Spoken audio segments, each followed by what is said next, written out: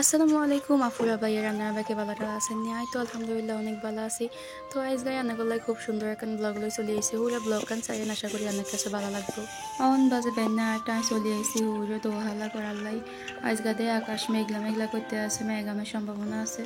এটালে তাড়াতাড়ি দোয়া হালাগান করিয়েছি, মেঘালে তো আবার ঘাটগুলো যাইতে হইতেন না।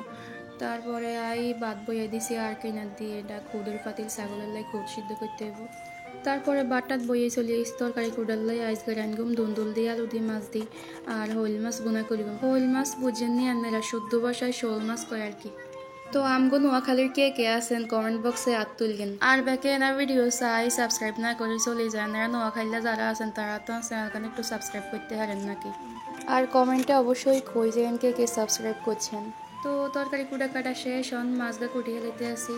ইয়ান্দি বাইরে বৃষ্টি শুরু হয়ে গেছে।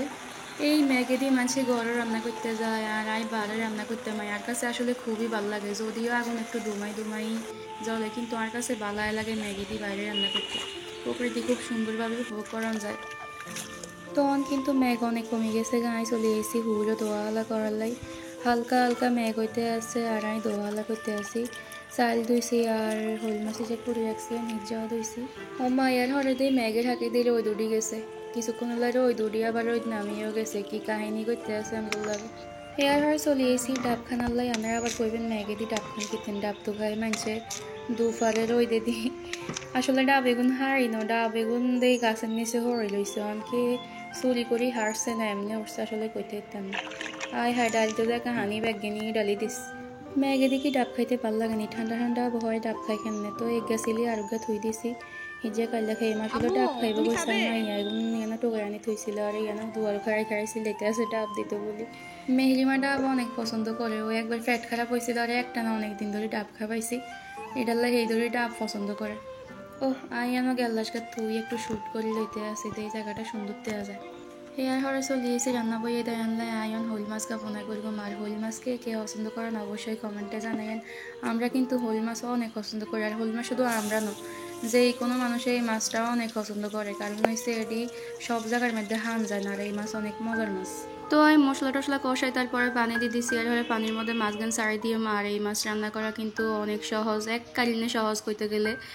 শুধু মশলা কষাই পানি দিয়ে তারপরে পানির মধ্যে মাছগান ছাড়াই দিলে জল কমে গেলে মাছ হয়ে গেছে, কোনো আলাদা বাজি করার ঝামেলা টামেলা নাই।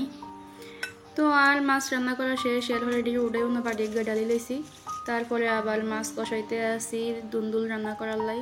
আর আই কিন্তু সব রান্না এক পাতিলের মধ্যে করি, একটা রান্না হইলে উড়াই থুই তারপরে পাতিলে যা আবার ভিতরে দুই বইয়ে দিই, কিনলাই মাটি চুলার মধ্যে রান্না করলে পাতিলের মধ্যে অনেক কালি হতো, এতগুন পাতিল একসাথে হ্যাঁ আইলে ধুইতে কষ্ট হইব, নখ টুক সব কালো হয়ে যায়। এয়ারটাই বালা এক পাতিলের মধ্যে রান্না করুন। তো আর মাছ কষানি হয়ে গেছে আর হরে দুন্দুলগান ছাড়াই দিছি। দুন্দুলের মধ্যে মনে হয় আলগা পানি দেন লাগতো না, কষানির মধ্যে যেই পানি আসলো এই পানি দিয়ে হয়ে যাইব। এর হরে ভাত হয়ে গেছে, অন ভাত উঠাই হ্যান গালি হেলাইম। হ্যান গালন শুদ্ধ ভাষায় হয়েছে মার ঝরানো।